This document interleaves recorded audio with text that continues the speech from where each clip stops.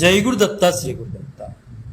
మనకు ప్రత్యక్ష దేవుళ్ళైనటువంటి మన తల్లిదండ్రులు మనకు ప్రసాదించిన ఈ భౌతిక దేహంలో ప్రతి అవయవము కూడా దేనికి దానికి గొప్పతనాన్ని ఖచ్చితంగా కలిగి ఉందండి. అది మనం తెలుసుకోలేము అంతే. ఒక వయసు వచ్చినా సరే మనం తెలుసుకోలేకపోతున్నాం.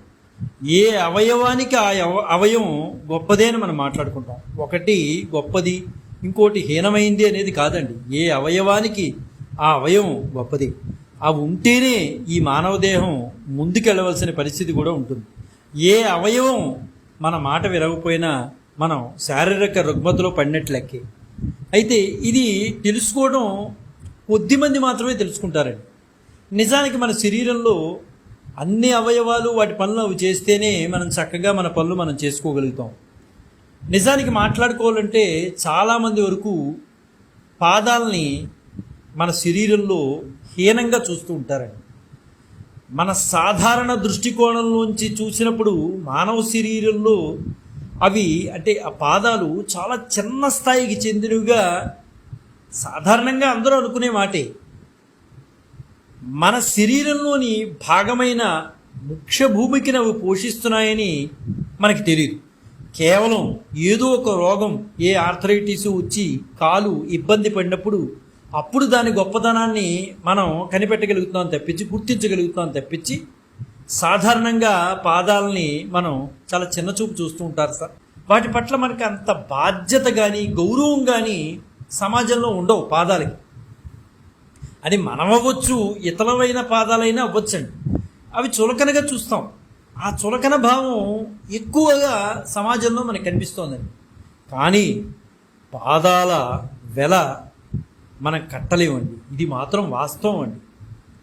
మనం దేవుడి ముఖార విందం కంటే ముందు దర్శించుకోవాల్సింది ఏంటయ్యా అంటే మన ఆధ్యాత్మికంగా మనకి చెబుతున్న అంశం ఇదేనండి. దేవుని ముఖాన్ని చూడటం కన్నా ముందుగా దర్శించుకోవాల్సింది, ధ్యానించవలసింది అత్యంత ప్రీతిపాత్రమైన ప్రభావవంతమైన ఆయన పాదాలే అని మనం గుర్తుపెట్టుకోవాలి. భగవంతుడిని ముఖార విందం కన్నా ముందు పాదాల దర్శనం చేసుకోవాలి అని మన పెద్దలు చెప్తూ ఉంటారు ఆధ్యాత్మిక గ్రంథాల నుంచి. మానవులే కాదండి, దేవతలు సైతం భగవంతుడికి పాదారాధన చేసి లోకానికి ఆదర్శులు అయ్యారు కదండి. మనం ఎక్కడ చూసుకున్నా, ఏ సుప్రభాతాలు చూసుకున్నా ఆయన పాదాలకు నమస్కరించిన తర్వాతే సుప్రభాతం మనం మొదలు పెడతాం. పాదాల ఔన్నత్యాన్ని, అంతరార్థాన్ని వెల్లడించే లెక్కకు మిగిలిన సంఘటనలు, ఉదాహరణలు మన చరిత్రలో, పురాణాల్లో ఎన్ని ఉన్నాయో. ఒక సందర్భంలో బ్రహ్మలోకం వరకు సాగి వెళ్ళిన విష్ణుపాదాన్ని కడిగే అవకాశం, అదృష్టం పొందిన బ్రహ్మ తన కమండలంలోని గంగాజలంతో కడుగుతాడండి. అప్పటి నుంచి విష్ణుపాదం బ్రహ్మ కడిగిన పాదం అని వినితికెక్కిందిగా. అందుకనే బ్రహ్మ కడిగిన పాదము అని చక్కగా మనకి ఆ పాట కూడా మనకి, ఆ గానం కూడా మనకి ఉంది. అయితే నిజానికి గంగ విష్ణు పాదాల దగ్గరే ఊపిరి పోసుకుందండి. విష్ణు పాదాల దగ్గర జన్మించి ఆ పాదానికి సహజాభిషేకం చేసిన పుణ్యానికి గంగ పవిత్రాతి పవిత్రమైపోయిందండి. ఆమెకు మరణం లేదు. అలాగే గంగకి మాలిన్యం అనేది ఉండదండి. గంగలో ఎంత చెత్త కనిపించినా ఈ రోజుకి కూడా గంగానదిలోకి వెళ్ళి స్నానం చేస్తున్నారు, శవాలను పడేసినా స్నానం చేస్తున్నారంటే గంగానదికి మాత్రం ఖచ్చితంగా అపవిత్రం అనేది లేదు, మాలిన్యం అనేది లేదు. కాబట్టి గంగ చాలా పవిత్రమైందండి. అందుకనే మనకి స్త్రీమూర్తుల్ని, అంటే భర్త లేనటువంటి వారిని గంగా భాగీరథి సమానురాలు అని మాట్లాడుతూ ఉంటారు. ముందు గంగన గురించి మాట్లాడుతూ ఉంటారు, అంటే పవిత్రమైనది అని అర్థం అనమాట. గంగా భాగీరథి సమానురాలను ఎందుకు ఉపయోగిస్తున్నాం అంటే భర్త లేకపోయినా అంత పవిత్రంగా ఆవిడ ఉంటోంది కనుక గంగా భాగీరథి సమానురాలు అనే మాటని మనం ఉపయోగిస్తున్నాం. అంటే మాలిన్యం అనేది గంగలో ఉండదు. అందుకనే ఎంత చెత్త కనిపించినా పక్కనే స్నానం చేసేస్తారు. సరే, ఇంకా అంటే మన ఆధ్యాత్మిక పరంగా మనం మాట్లాడుతున్నాం, విజ్ఞాన శాస్త్ర పరంగా కాకుండా. పాదాల ఔన్నత్యం భరతుడికి బాగా తెలుసండి. రాముడి వనవాసం సందర్భంగా భరతుడు అయోధ్య సింహాసనాన్ని తాను అధిష్ఠించేందుకు విముఖత వ్యక్తపరుస్తాడండి. సింహాసనం మీద రాముడు తాలూకు వస్తువును పెట్టాలని, ఆయన ప్రతినిధిగా పాలన చేయాలని సంకల్పిస్తాడు భరతుడు. అప్పుడు భరతుడు ఏం కోరాడండి రాముడిని? ఒక్కసారి మన రామాయణాన్ని పరిశీలిస్తే పాదాల యొక్క విశిష్టత మనకు తెలుస్తుందండి. మనం కోరుకునేది వేరే వేరే వేరే కోరుకుంటాం, కానీ పాదాలను కోరుకోం. మనం భగవంతుడిని పట్టుకోవాల్సింది పాదాలనేనండి. భరతుడు సాక్షాత్తు భగవంతుని యొక్క తమ్ముడు అయినప్పటికీ కూడా ఏం కోరుకున్నాడండి? ఓ ఖడ్గమో విల్లునో గదనో ఏమి కోరుకోలేదు. ఆయన కోరుకున్నది శ్రీరామచంద్రుడు యొక్క పాదుకలు మాత్రమే కోరాడు. ఇది గమనించాలండి. మనం రామాయణం 100 సార్లు చదివాము, 200 సార్లు చదివాము, 100 సార్లు పారాయణం చేసాము, ఇవి కాదు లెక్క. మనం పారాయణ చేసిన వాటిలో ఎంతవరకు మనం గ్రహించగలిగాము, మనం ఎంతవరకు ఆచరించగలిగాము అనేది మనకు కావాలండి. రాముడి యొక్క పాదుకలను మాత్రమే భరతుడు కోరుకున్నాడు. ఆ పవిత్రమైన పాదుకలే 14 సంవత్సరాల పాటు అయోధ్యను పాలించేయండి. ఆనాడు రాజు లేడు అయోధ్యకి, కేవలం పాదుకలే రాజయ్యి 14 సంవత్సరాల పాటు అయోధ్యను పాలించాయి. ఎంత గొప్ప విశేషం అండి! రాముడు ఎంత గొప్పవాడో భరతుడు అంత గొప్పవాడు అని మనం మాట్లాడుకోవాలండి. ఈ సందర్భంలో 14 సంవత్సరాలు, 1 సంవత్సరం 2 సంవత్సరాలు కాదు, ఒక పుష్కర కాలాన్ని దాటేసి 2 సంవత్సరాలు అంటే దాదాపు 14 సంవత్సరాలు పాదుకులు రాజ్యాన్ని పరిపాలించాయంటే చిన్న విషయం కాదండి. అదే రామాయణంలో ఒక మాట కూడా మనకు తెలుస్తుందండి. అహల్య రాముడి పాదం తాకే శాప విమోచనాన్ని పొందింది కదండి. అదేవిధంగా సీతాపహరణం జరిగాక వానరులకు దొరికిన సీతమ్మ వారి నగలను చూసి గుర్తించమంటే లక్ష్మణుడు ఏమన్నారండి?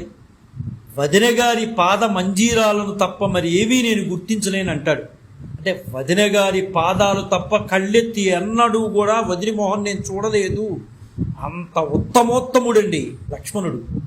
కాబట్టి రామాయణం మనకి ఆదర్శం అండి. ఎవరో పనికి మాలిన వాళ్ళు మాట్లాడుతూ ఉంటారు. వాళ్ళు ఏంటంటే సరిగ్గా జ్ఞానం ఉండదు. 300 రామాయణాలు ఉండొచ్చు, 400 రామాయణాలు ఉండొచ్చు. నువ్వు ఏ రామాయణాన్ని ఆధారంగా తీసుకున్నా అందులో నీతిని తీసుకుని వెళ్ళు. కాబట్టి ఇక్కడ లక్ష్మణుడు ఎంత ఉత్తమోత్తముడండి. భరతుడు పాదుకలు పెట్టి 14 సంవత్సరాలు రాజ్యాన్ని పరిపాలిస్తే లక్ష్మణుడు నా వదిని మొహం నేను ఎప్పుడూ చూడలేదు పాదాలను తప్పించి అన్నాడు. ఎంత ఉత్తమోత్తముడండి ఆ మరిది. పుణ్యక్షేత్రాల్లో, ప్రముఖ ఆలయాల్లో ప్రవేశద్వారం దగ్గర భగవంతుడి పాదాలు ఉంచుతారు. వాటి దర్శనం స్పర్శనం తర్వాతే ఆలయంలోకి ప్రవేశిస్తామండి. ఇది వాస్తవంగా జరగవలసిన విషయం అండి. కానీ కొన్ని దేవాలయాల్లో అలా జరగట్లా. భగవంతుని యొక్క పాదాలు ఉంచుతారు. సరే, అలా వీలు కానప్పుడు ఏం చేస్తారు? భక్తుల తల మీద పెట్టి ఆశీస్సులు అందించేందుకు శటగోపం పైనైనా భగవంతుడి పాదాలని అమర్చి ఉంటాయండి. పోనీ అక్కడ వీలు కుదరకపోవచ్చు పాదాలు పెట్టడం, అందువలన శటగోపం పైన పాదాలు అమర్చి ఉంటాయి. అందువలన అనమాట శిష్యులు గురు పూజ ఆచరించే సందర్భంలో ముందుగా గురువు గారికి ఏం చేస్తారండి? పాదపూజ కదా చేసేది. గురు పూజ అంటే ఏంటి? పాదపూజ చేస్తారండి. పిల్లలు కూడా వివాహాది సందర్భాల్లో తల్లిదండ్రులు పాదపూజ నిర్వహిస్తారు కదండి. ఓ పరమ భాగవతోత్తముడు భగవంతుణ్ణి ఏ వరము కోరలేదండి. నీ పాద కమల సేవయు నీ పాదార్చనలకు తోడునివ్వవయ్యా అంటూ భగవంతుడు పాదార్చన, భగవంతుడిని ఆరాధించే వారితో స్నేహాన్ని మాత్రమే కలిగించమన్నారండి ఆ భాగవతోత్తముడు. అన్నమయ్య కానీ, పురంధరదాసు కానీ ఇలాంటి భాగవతోత్తములు ఏం చెప్పారండి? ఇదే కదా మాట చెప్పడం. భగవంతుడిని ఏ వరము వారు కోరుకోలే, నీ పాద కమల సేవయే మాకు చాలు అని కోరుకున్నారు. మరి సతీ సక్కుబాయి కానీ ఇలాంటి వారు ఏం కోరుకున్నారండి? ఇదే కదా, భగవంతుడి యొక్క పాదాల సేవ చాలు మాకు కోరుకున్నారు. పాదాలు అంత నిమ్న స్థాయిలో వేషరహితంగా ఉన్నాయి కాబట్టే వాటికి అంత మన్నన ఈ రోజు కూడా ఉందండి. కానీ మనమే ఆ విషయాన్ని గ్రహించలేకపోతామండి. తెలియని వాళ్ళు పాదాలని ఏదో అసహించుకుంటూ ఉంటారు. పాదాలు విశిష్టత వేరండి, అంత గొప్ప విశేషం. అందుకనే అల్లుడుగా చేసుకోవాలన్నా అల్లుడి యొక్క పాదాలను కడుగుతారు. కాబట్టి పాదాలకి అంత వైశిష్టం అనేది ఉందండి మన సంప్రదాయంలో. కానీ ఏమిటో ఈ మూఢనమ్మకాలు, అంధవిశ్వాసాలతో ఉన్న విషయాలను మనం దూరం చేసుకుంటున్నాం. ఒక చిన్న విషయాన్ని మనం గుర్తుపెట్టుకుంటే మనకే తెలుస్తుందండి. శాస్త్రంలో చెప్పిన విషయాలు చివరికి వచ్చేప్పటికి మాటలుగా వచ్చి అవి మనం సరిదిద్దేసుకుని మనం ఏదో అన్వయం చేసుకుని మనం ఏదో గొప్పగా మాట్లాడేసేసి దాన్ని 10 మందికి చిన్నభిన్నం చేసిన వాళ్ళు మనమేనండి. ఒక రకంగా చెప్పాలంటే కాశీకి వెళితే కాయో పండో వదలమన్నారని అంటూ ఉంటారు, మన పెద్దలు అన్నారండి. నిజానికి అందులో మర్మం తెలుసుకుంటే శాస్త్రంలో ఎక్కడ కూడా కాశీకి వెళితే కాయనో పండునో వదలమన్నారని ఎక్కడా లేదండి. నువ్విచ్చే కాయకో ఇచ్చే పండుకో భగవంతుడు ఆశించడు, అది గుర్తుపెట్టుకోవాలి. నువ్వు ఏదో వదిలేస్తే ఆయనకి ఏదో అయిపోతుందని ఆయన ఫీల్ అవ్వడు, గుర్తుపెట్టుకోవాల్సిన విషయం మనం అది. కానీ అలాంటి అంధవిశ్వాసాలను మనం పెంచేసామండి. ఈ రోజుకి కూడా మూర్ఘత్వంతో ఉన్నారు. అక్కడికి వెళ్తే నాకు ఇష్టమైన పండు అండి, నాకు ఇష్టమైన స్వీట్ అండి, మైసూర్ పాకును వదిలేశానండి కాశీలో, నాకు ఇష్టమైన మామిడి పండు అండి, నేను ఇవన్నీ వదిలేశానండి. నువ్వు వదిలేస్తే ఆయనకి ఇవన్నీ ఆయన ఇచ్చినవి కదా. ఇలాంటి అంధవిశ్వాసాల్లో మనం ఉన్నంత వరకు కూడా మన జీవనం అలాగే ఉంటుందండి. కనీసం కొద్దిపాటి ఆలోచన మనం జ్ఞానాన్ని పట్టుకోవడంలో ముందు చేసుకుని అజ్ఞానవంతులు అవుతున్నామండి. ఇది వాస్తవం. కొద్దిగా ఆలోచిస్తే, కూర్చుని ప్రశాంతంగా మనం ఆలోచిస్తే, నువ్వు కాయం దూరం చేసుకోవడంలోనూ నువ్వు పండుని దూరం చేసుకోవడంలో ఆయనకి ఏమైనా కలిసి వస్తుందా, కలిసి రాదా? ఎందుకు అవన్నీ? ఇవేమి తెలియని మాటలు మాట్లాడటం వలన ఇవే ముద్ర పడిపోతుందండి. రాబోయే తరాలకు కూడా పిల్లలకి ఇదే మాటలు పడిపోతున్నాయి. వాడు ఎందుకు అని అడిగితే దాని సమాధానం చెప్పలేడు. కానీ వాస్తవాలు మనం గ్రహించే శక్తి మనకు ఉంది కదా, మనం చదువుకున్నాం కదా, చదువుకున్న వాళ్ళం కాబట్టి శాస్త్రంలో చెప్పిన విషయాల్ని యథాతథంగా మాట్లాడుకున్నామండి. ఎందుకండి మార్చాల్సిన పరిస్థితులు ఎవరికి అవసరం, ఎవరికి గత్యంతరం? ఖచ్చితంగా ఉన్నట్టుగా మనం మార్చాలి. కొందరు తెలియని పరిజ్ఞానంతో కొంచెం వాళ్ళకి అనుకూలంగా మార్చుకున్నారు అంతేనండి. ఈ విషయం చెప్పాలంటే, వాస్తవంగా చెప్పాలంటే కొందరు మూఢనమ్మకాలని ప్రవేశపెట్టి వాటికి అనుకూలంగా వాళ్ళు మార్చుకున్నారు, వాళ్ళు బతుకుదామని ఉద్దేశంతో మార్చుకున్నారు. ఇది వాస్తవం అండి. కానీ శాస్త్రంలో ఎక్కడ అవి చెప్పలా. కాశీక్షేత్ర విషయంలో శాస్త్రం చెప్తుంది ఏంటయ్యా అంటే, కాశీకి వెళ్ళి గంగలో స్నానం చేసి కాయాపేక్ష మరియు ఫలాపేక్షను గంగలో వదలాలి, ఆ తర్వాత విశ్వనాథ దర్శనం చేసుకుని ఎవరెళ్ళక వాళ్ళు వెళ్ళాలి అని సుస్పష్టంగా చెప్తోంది మనకి కాశీక్షేత్ర మహత్యంలో. కానీ ఇక్కడ కాయాపేక్ష ఫలాపేక్ష అన్నారు. కానీ ఇక్కడ కాయాపేక్ష అంటే ఏంటి? ఈ కాయముపై, ఈ శరీరంపై ఉన్న ఆపేక్షను వదిలేయాలి. ఫలాపేక్ష, కర్మలపై ఆపేక్షను వదిలేయాలి. ఆ గంగలో స్నానం చేసి ఇవి వదిలిపెట్టేయాలి. శరీరంపై ఉన్నటువంటి ఆకాంక్షని, ఆపేక్షని, కర్మఫలాలపై, ఫలాపేక్ష అంటే కర్మఫలాలపై ఉన్నటువంటి ఆపేక్షని, నాకు 1 కోటి రూపాయలు రావాలి, 100 కోట్లు రావాలి, 500 కోట్లు రావాలి, నేను ఇల్లు కట్టాలి, ఇది కట్టాలి, ఈ ఫలాపేక్షలు ఏవైతే ఉన్నాయో కర్మఫలాపేక్షలను వదిలేసి చక్కగా నదిలో స్నానం చేసి విశ్వనాథ దర్శనం చేసుకుని ఎక్కడి నుంచి వచ్చారో అక్కడికి వెళ్ళిపోండి అని చెప్తున్నాడు. పూర్తిగా వీధిని వదిలేసుకుని మనం ఈ విషయాలను వదిలేసి కాశీ వెళ్తే కాయ వదిలేసారా, పండు వదిలేసారా? ఏమిటండి మాటలు? నిజమైన భక్తితో ఆ ఈశ్వర చింతన కలిగి ఉండమని ఆనాటి పెద్దలు చెప్పారు.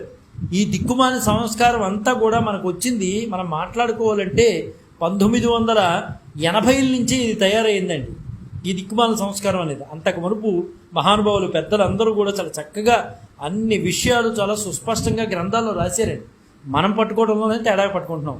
కాలక్రమంలో కాయో పండు అనే మాటని కాయాపేక్ష ఫలాపేక్ష అనే మాటల్ని కాయో పండుగ మార్చేశారు. అంతేగాని కాశీకి వెళ్ళి ఇష్టమైన కూరగాయలు, తిండి పదార్థాలు ఇవన్నీ కూడా నాకు మైసూరు బజ్జీ ఇష్టమండి, పూరి ఇష్టమండి, గంగలో వదిలేస్తున్నాను. నువ్వు పూరి ఇష్టమైతే వదిలేయమని చెప్పలేదు, గంగలో మిగతా విషయాలు ఏవి వదిలేయమని చెప్పలా. అసలు ఆ ఫలాపేక్ష లేకుండా గంగలో స్నానం చెయ్యి అని అక్కడ చెప్తున్నాడు. నీ శరీరం మీద వ్యామోహాన్ని చంపుకుని గంగలో స్నానం చేసి విశ్వనాథ దర్శనం చేసుకోండి అని చెప్తోంది ఇక్కడ కాశీక్షేత్ర మహత్యంలో. ఈ భక్తిని మూఢభక్తులకు తీసుకెళ్ళిపోయింది. చాలామంది పెద్దలు ఉన్నారండి, పేర్లు చెప్పుకోవడం అనవసరం. కానీ ఈ మూఢభక్తులకు దయచేసి తీసుకెళ్ళొద్దండి. కాయని పండుని వదిలేయమని ఎక్కడా కూడా మనకు చెప్పలా. కనుక శాస్త్రం నిజంగా ఎలా చెబుతుందో అర్థం చేసుకుని ఆ క్షేత్ర దర్శనము, ఆ సంప్రదాయం పాటిస్తే నిజమైన ఆధ్యాత్మిక చైతన్యం వస్తుందండి. అలా కాకుండా మామిడి పండుని కానీ, వంకాయని కానీ, బెండకాయని కానీ, దొండకాయని కానీ గంగలో వదిలేసి వస్తే ఏ ఉపయోగం ఉండదండి. ఇంటికి వచ్చి వాటి వంక అలా చూస్తూ కూర్చోవడం తప్పించి ఏ ఉపయోగం ఉండదు. మా పక్క వాళ్ళు వంకాయ వదిలేశారండి, నేను బెండకాయ వదిలేశాను, ఇవన్నీ అనవసరమైన మాట్లాడి. ఈసారి కాశీ వెళితే మనకి శత్రువులైన ఈ శరీరంపై ఎక్కువ ప్రేమని, మనం చేసే కర్మల మీద లేనిపోని కర్మ ఫలాపేక్షని మాత్రమే వదులుకుందామండి. ఇది మాత్రం వాస్తవం. పిచ్చి చేదష్టం కూడా చాలా మందికి వచ్చేసిందండి. ఏంటి, కాయలు తీసుకెళ్లి పుష్కరాల్లో మామిడికాయ వదిలేస్తే జీవితాంతం నాకు ఈశ్వరుడు విశ్వనాథుడు నన్ను అనుగ్రహించేస్తాడు, నాకు ఇష్టమైనది వదిలేసాం కదా. అది కాదండి. మన ఫలాపేక్షలు కాయాపేక్షని తీసుకెళ్ళి అందులో వదిలేయాలి. మన శరీరం మీద ఉన్నటువంటి ప్రేమని, మన ఫలాపేక్షలు ఏవైతే ఉన్నాయో, ఆశలు ఏవైతే ఉన్నాయో వాటిని అన్నింటినీ వదిలేయమని చెప్తున్నాడు అక్కడ. ఆ వదిలేసి విశ్వనాథ దర్శనం చేసుకుని యథాస్థానానికి మీ ఇంటికి వెళ్ళిపోండి అని చెప్తున్నాను. అలాగే విశ్వనాథ దర్శనం చేసుకుని నిజమైన ఆధ్యాత్మిక జ్ఞానాన్ని కలగాలని నేను స్వామివారిని ప్రార్థన చేస్తూ, జై గురుదత్త శ్రీ గురుదత్త శ్రీపాద శ్రీవల్లభ చరణదాసుడు మానికొండ రాజశేఖర శర్మ రాజమహేంద్రరావు. స్వస్తి.